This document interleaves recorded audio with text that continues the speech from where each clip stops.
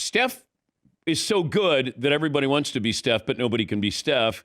And the basketball is not good right now. And I don't know how to fix it. I know how to fix it. Bring back some creativity to the game. If you look at the NBA, every team is running the same play. Every team switches 1 through 5. Every team is running the dribble handoff.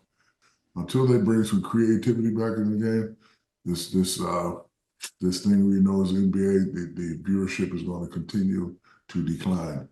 When it comes to the current day NBA product, it's becoming more and more obvious the game right now is not in a great spot.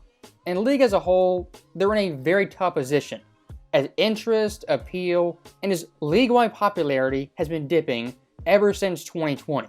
And look, who do you blame? Could you blame Adam Silver, a lackluster commissioner? Of course. Could you blame the NBA media not promoting young superstars? Or is it three-point shooting and a team's play style? As nowadays, if you're 5'11", 7'4", for the most part offensively, you play the exact same way. They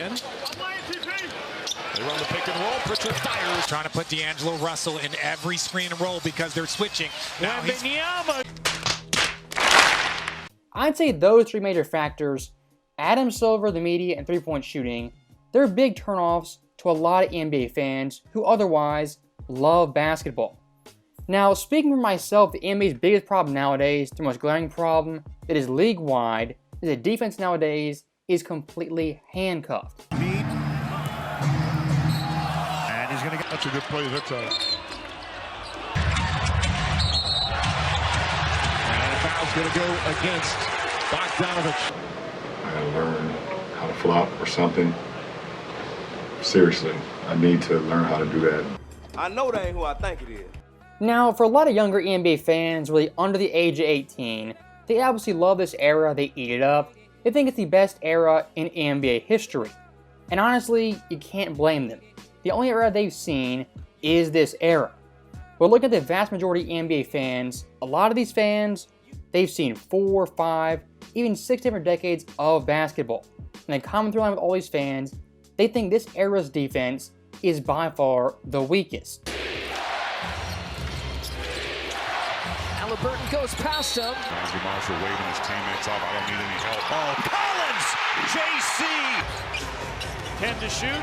Jake going right to the rack. Damn it!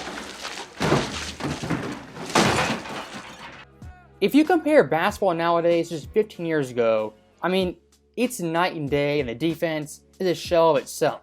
And looking at teams nowadays, you'll see 120, 130, even 140 points on a random Tuesday. And if your team nowadays you don't crack 110, you're probably a terrible offense, one of the worst offenses in the league. When just 10 years ago, you'd have been considered an elite offense, one of the best offenses in the NBA.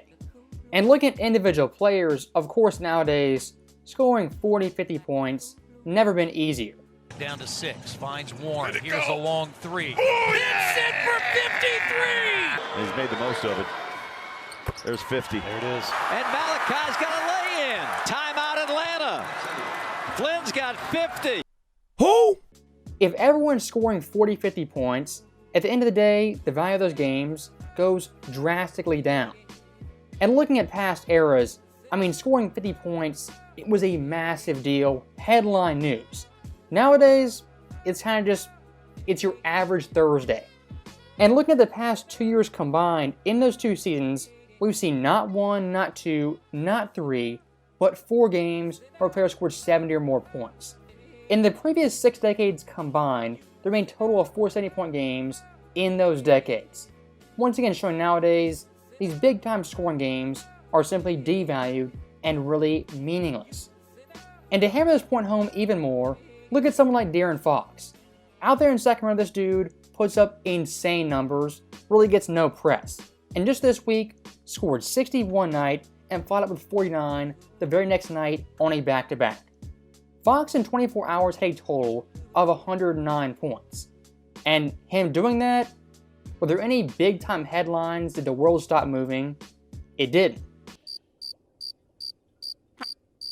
And look, let's be clear for 1 second. Today's players, there are great all-time players, tons of talent and skill. The players are fantastic. But the rules, the guidelines of the NBA, it's never been worse. And in terms of defensive competitiveness, yes, some guys lock in on defense, they play great defense.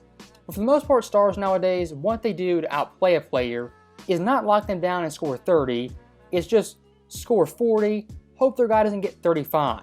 It's a bold strategy, Cotton. Let's see if it pays off for him. This league right now, more than ever, needs to shift in attitude, play style, as well as leadership, as where we're going down is a dark and lonely path. I can't even imagine the 2030s, 2040s, what teams in those years will be putting up if these trends continue. And think about this. Yes, people love offense. We love great offense. But offense with the absence of defense really means nothing. Why guys back in the day getting 35, 40 points is so impressive is back in those eras, you could play defense. If you're not allowed to play defense, you score 50, it's not as impressive. You're right. It's fact. Now, like I said earlier for today's NBA, 40 is the new 30, 50 the new 40, and 60 the new 50. And looking at just the 2024-25 season so far, we had 4 games where a player cracked 50 points. Of course, Fox did it, also Giannis, Victor, and Paolo. If you look at the 1990s, the majority of those seasons, you didn't have 4 players score 50 plus points for the entire season. 92 only had 3 players do it. 94, also 3, 97, 3, and 98, again 3. I know what some fans will say, well, that era was watered down, wasn't good, so and so on the 90s stunk. Now, not going to take the bait on that, but even looking at the 2010s, which is kind of the same era, the 50-point games in that era also were not really that common. 2010, 50-point games, we had 3. 2011, 2. 2012, 3. 2013, 3. And 2014, 6. I mean, that compared to the 90s, it's nearly identical in terms of big-time scoring games. Now, looking at the 2020s, this right here is insane. 2020, a shortened season, 23 times a player cracked 50. 21, 14, 22, 19, 23, 25, and 2024, you had 20. Ask yourself honestly, which of these eras is the outlier in this scenario? Is it the 90s, the 2010s, or the 2020s? If you're being honest, the era that stands out is of course the 2020s with the much inflated scoring, the devalued scoring. And one point I do want to make very quickly in terms of overall eras, I don't think basketball, or just society in general, always gets better. In my personal opinion, the NBA 91, better than 96. The NBA in 03, better than 2012. NBA in 2014, better than 2024. The mindset is saying everything constantly gets better, it's always improving. I don't believe that in the slightest.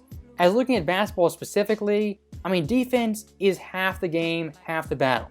If that's been devalued and diminished so much, there's no way this era of this game can be better than 10, 15, or 20 years ago.